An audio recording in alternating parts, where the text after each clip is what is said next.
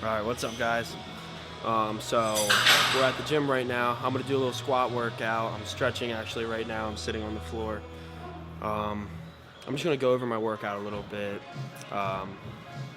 Show some squat form. Just check it out.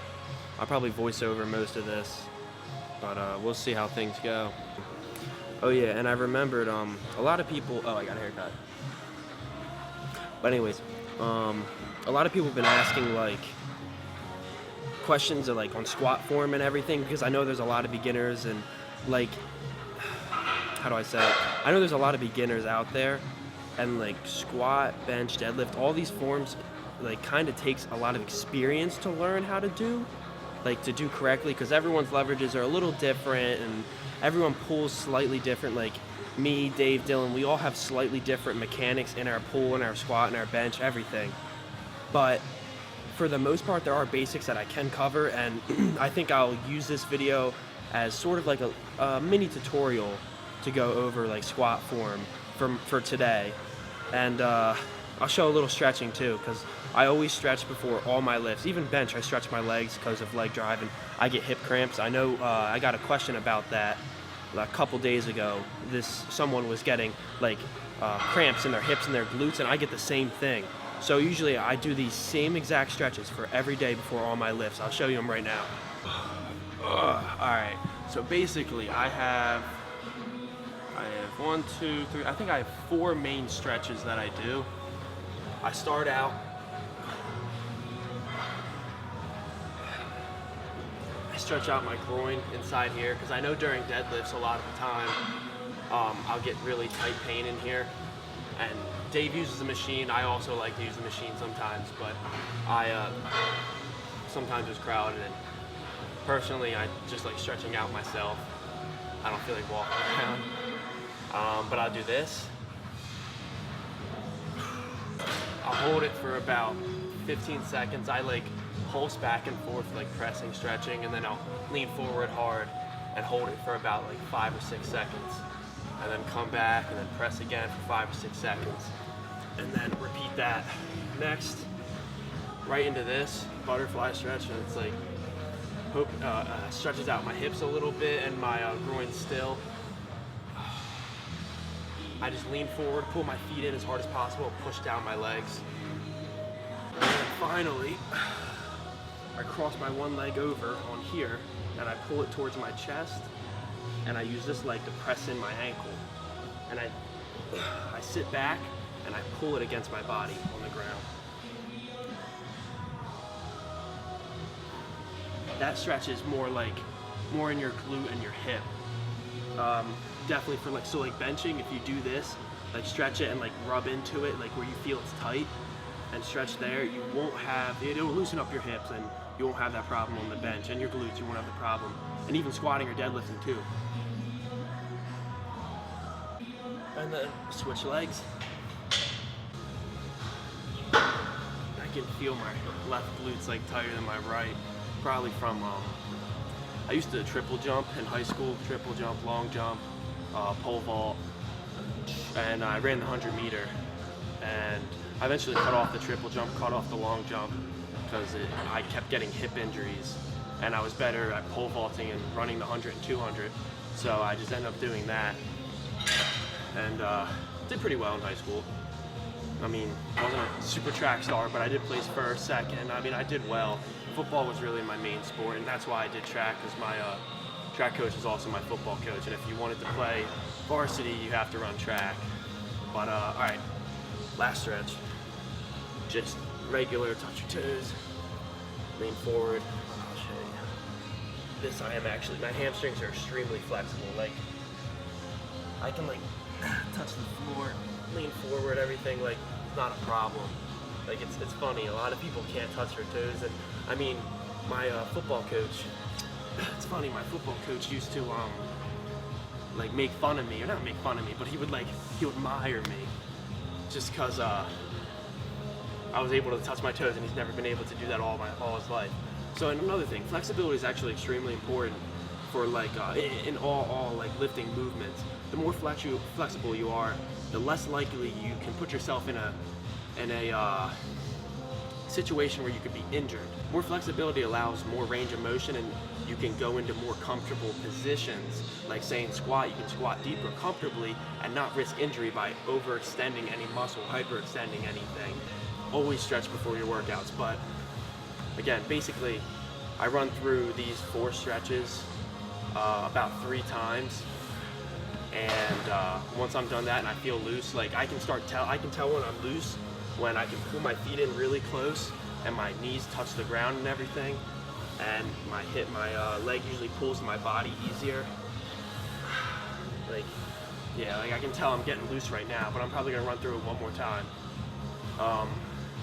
What else is there? What am I missing? Yeah, just run through everything one more time or 2 times, whenever you feel you're loose and comfortable. Usually takes only about like 10, 15 minutes. But I do the stretch for about 15 or 20 seconds each. All right, now we're gonna get to the workout. One more stretch. Sometimes like I feel like right in here, it's like not my groin, it's like still part of my leg. I guess still on my hip. Feels a little tight sometimes, so I'll do like mountain climbers, things like that.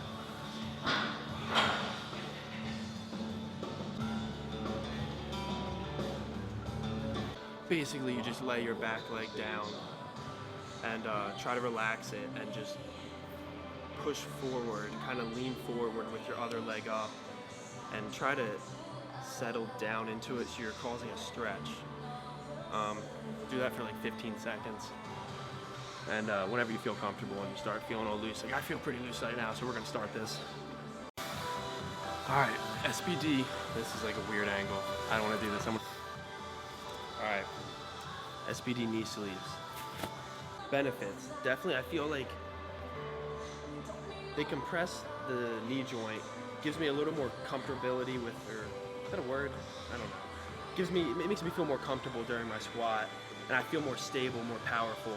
And honestly, on the DL, I think if you get a size smaller and you make them a little tighter, they may actually add like 5 pounds, depending on your form, to your squat. I definitely recommend them for anyone that's looking into knee sleeves. Knee wraps is a different story. I wouldn't really look into them right now. They aren't really useful for training. If you want to, you can get them, but honestly, if you're gonna get something, I would prefer these SBD knee sleeves before like anything else. They honestly help me out so much progressing in my squat. It makes me feel more comfortable, and whether they really work or not, mentally they help me out. So that's what really matters here. Next, shoes, squat shoes. There's 2 really good pairs out there, the Addy Powers and Nike Romaleos. Comes down to personal preference. There's really not much of a difference between the 2. I prefer the Nikes just because I like the look of them better, and I don't know, I tried them out. I just like Nike. I mean, Addy, Nike, doesn't matter. But basically all they do is they have a lifted heel right here, gives you a little more ankle mobility. You can sit deeper in your squats, and also they're sturdy. Like, I can't bend that. Like, that's a solid platform to press off the ground, and these don't compress at all, like nothing. So nice, hard, solid, flat surface to squat off of, improve stability, and potentially can help add weight to it just through stability. Being able to be stable and having good form is important in any lift. So you can look into them. These were about like $200 though, so there's other cheaper pairs, like I think it's the Addy Power Lifts, and there's a Nike brand that's like, they're like $100, something like that, if you're looking into squat shoes. All right, and lastly,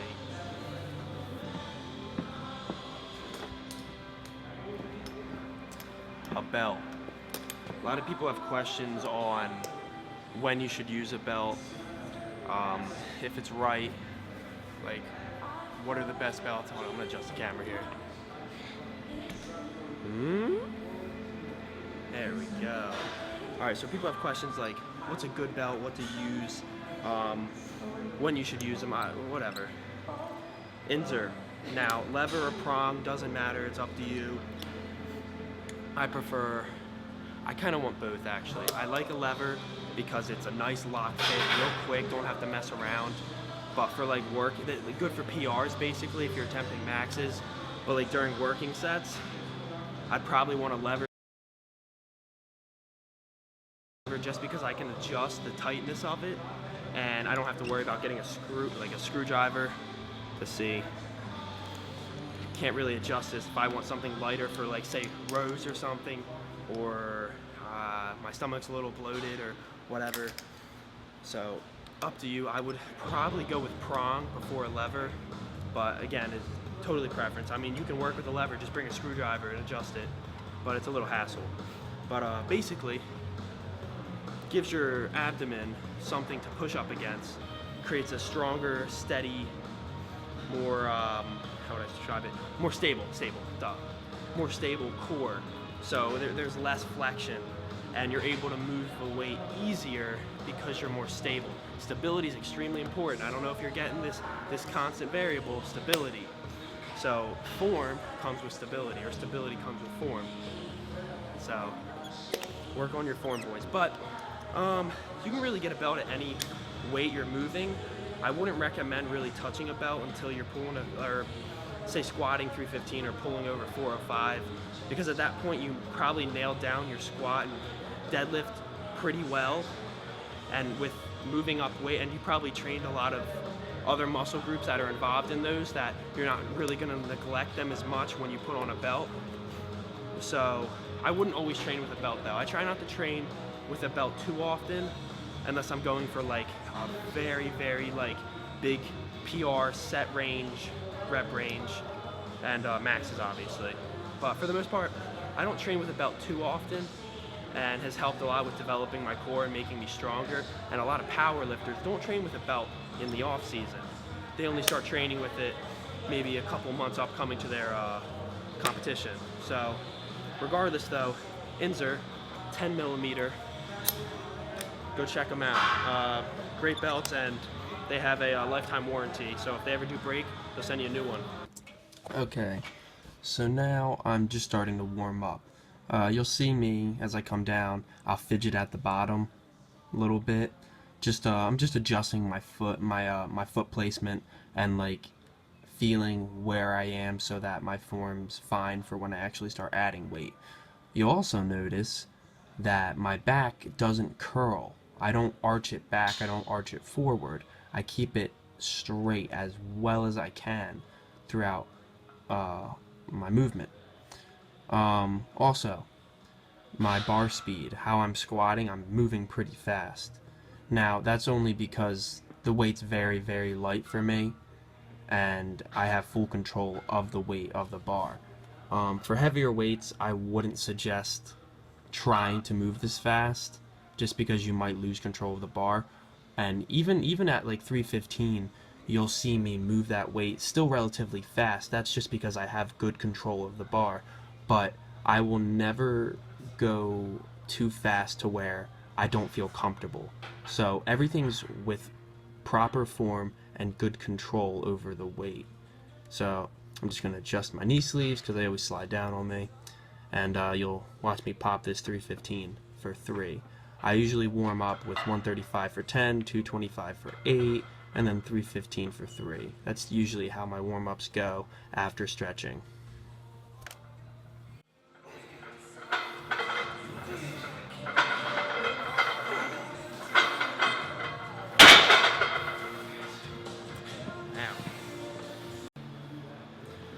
Alright, so we're going to start getting into my working sets. I don't know what I'm going to do today, actually. Alright, so usually during 315, I only do it for like 2 or 3 reps. It's just about my last like warm-up weight before I start throwing on a belt and start working with the big boys. Today, I have a 7x3, so hopefully 405 is the goal today. Maybe 415. We'll see how I feel. I feel pretty confident right now. Haven't even thrown on the belt yet. 315 came up pretty smooth. So we'll see. Quick little tip. You have any empty Gatorade bottles, like I think these are quarts, yeah, 1 quart. I fill up like 2 or 3 of these before I come in and just drink them throughout my workout, so I don't have to like go always to the water fountain, stuff like that. And these are pretty easy and quick to drink if you fill them up like with big bottles. Useful tip, how I squat, I like to have my wrist bent and like put a, okay. I like to have my wrist bent because I like to put the weight on my wrist, because too much on my elbows gives me a lot of problems, and I just feel more comfortable and tighter with a nice tuck like that. So for me personally, I like to have these just to give some support. Yeah, here we go.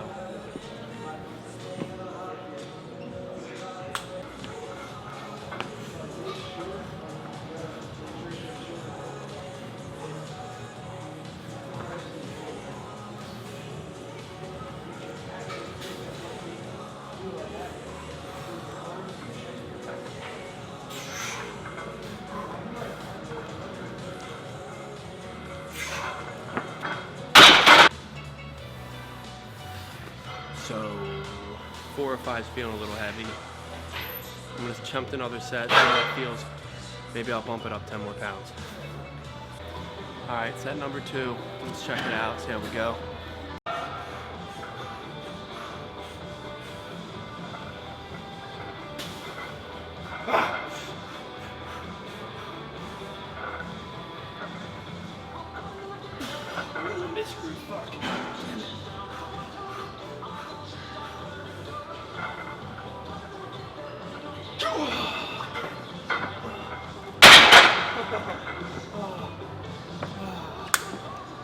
Oh, you saw that ugly misgroove.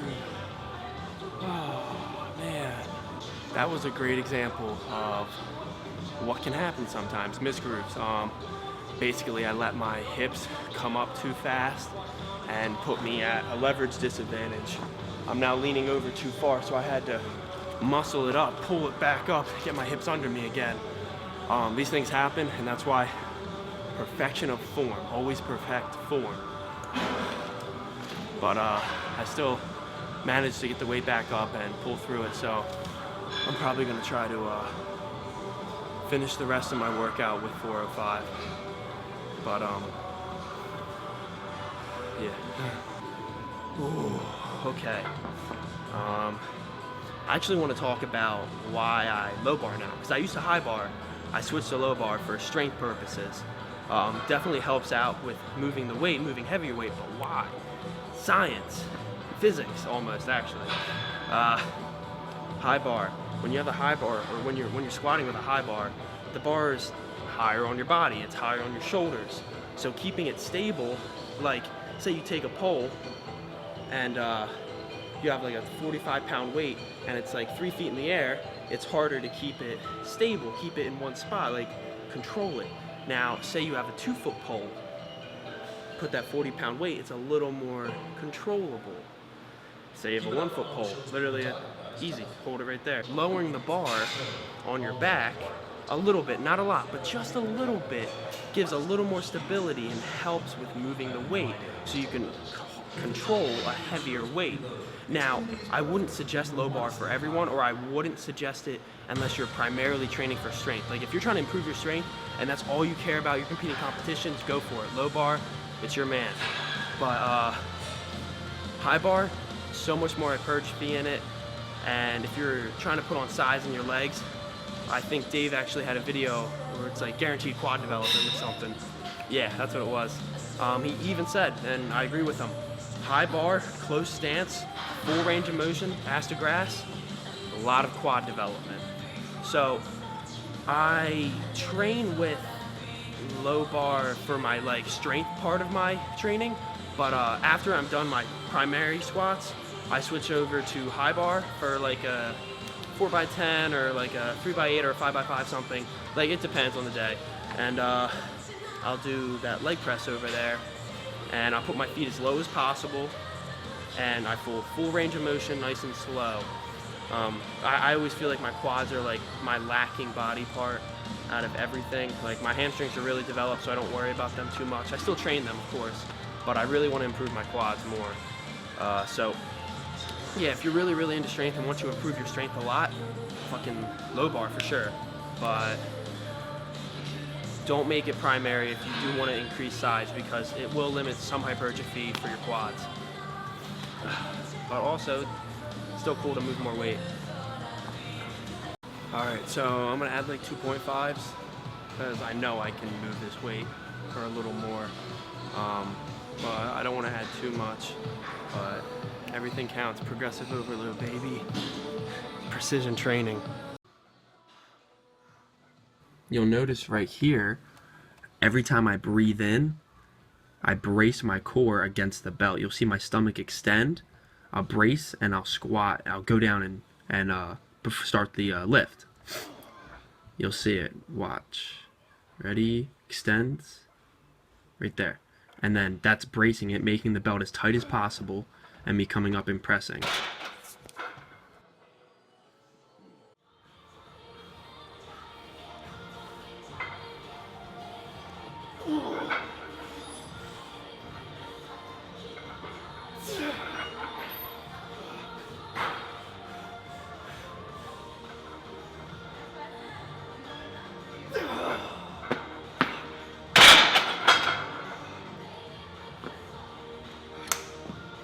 It's kind of weird right now. I feel pretty calm, and like I'm not using music. I'm just kind of like pushing through all my workouts and my sets, and I feel good. It's like kind of like this, like very calm, powerful, not all jittery, like jacked up. I haven't been taking much pre-workout. I don't know. I'm feeling good today. Nothing too big, nothing crazy PRs, but I feel consistent and powerful. And I think sometimes like people like associate a good workout with like big PRs and like big numbers, but sometimes just getting in here, hitting the sets you want, feeling good, it's kind of all that matters sometimes. I don't know, I just feel good. I don't know. Okay, 315 high bar now since I'm done my strength working set squats.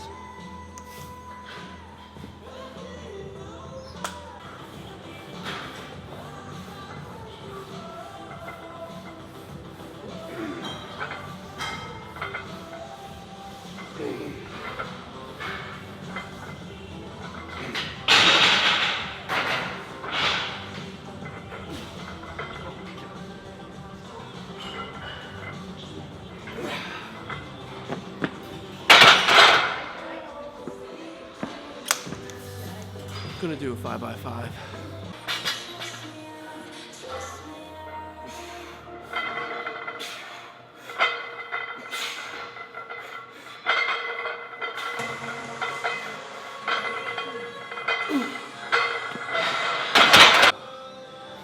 It's honestly so cool, like having a workout, like really focused, like you feel good. I haven't had much of these in a while, especially without music too. It's just, I don't know, one of those workouts I'd love to keep this consistent and always feel this calm and like focused with all the weights I'm moving. I don't feel rushed to hit anything. I can just kind of go at my own pace, and everything's working out really well right now. Now this leg press. Basically, I did a 4x10 with 4 plates. I usually stick with 4 plates. I don't add weight because I feel that when I start to add weight, it starts to hurt my squat or it hinders my squat progress. And this is only an accessory. This isn't meant to be anything I'm trying to progress on. But right here was my last set. Literally annihilated myself. Didn't take any breaks, just went full 20 reps all the way through. Usually I'll hit like 10 reps. Oh, there we go. I'll hit 10 reps, pause for a couple seconds. But not here. You alright? Yeah. Getting exhausted. But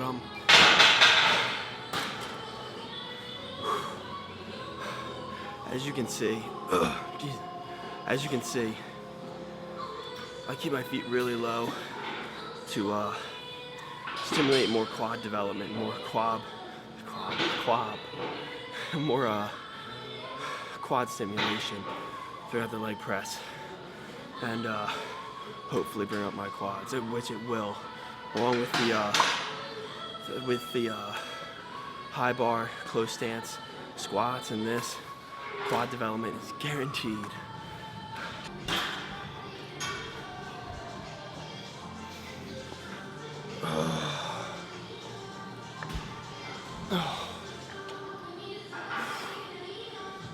Well, my quads are absolutely destroyed. But I'm alright. I got quad extensions now. So hopefully we can finish that.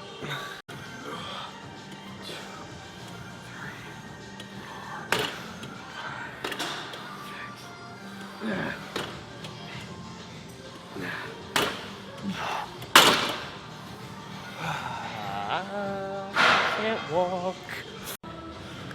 In your humble opinion, do you think I have a pump? Alright.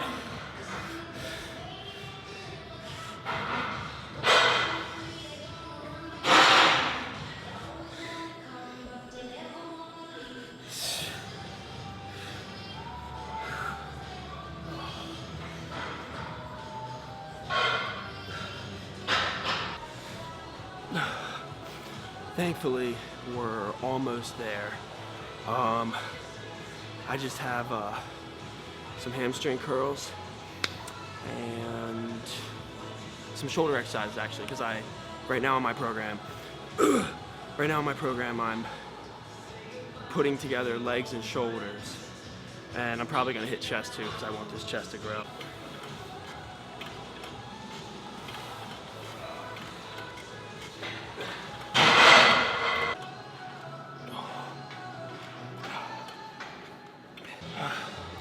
And look at that. Finished my second bottle basically. Now it's finished. So I just drank 2 quarts of water during this workout. I might actually drink one more. So basically I just got a third of what I should drink in a day just at the gym. It works. And I guarantee you I drink probably a gallon throughout the day anyways, so water intake. Ooh, alright, so I filled up water one more time. Oh, I was leaking. One more time, and we're gonna finish out with some overhead shoulder presses with 60s and some lateral raises. So, jeez, can't walk.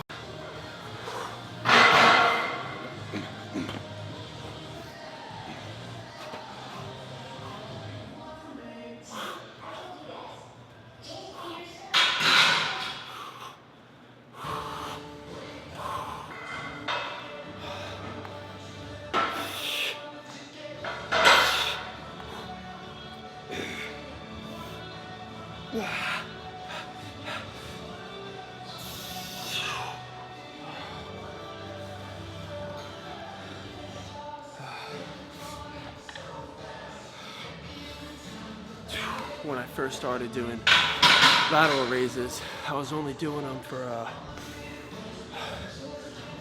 think I was only doing like 20, and then just each week I would add up. I would put on 25s, and I try to hit that for as much as I can, well, 4 sets of 10.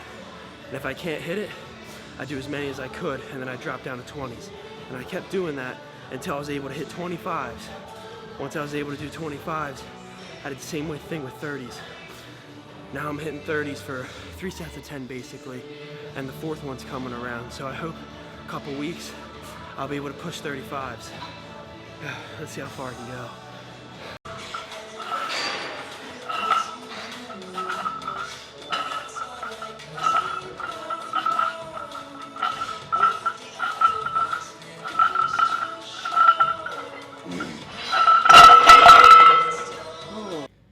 I haven't had one of these in a while, a nice calm, focused workout.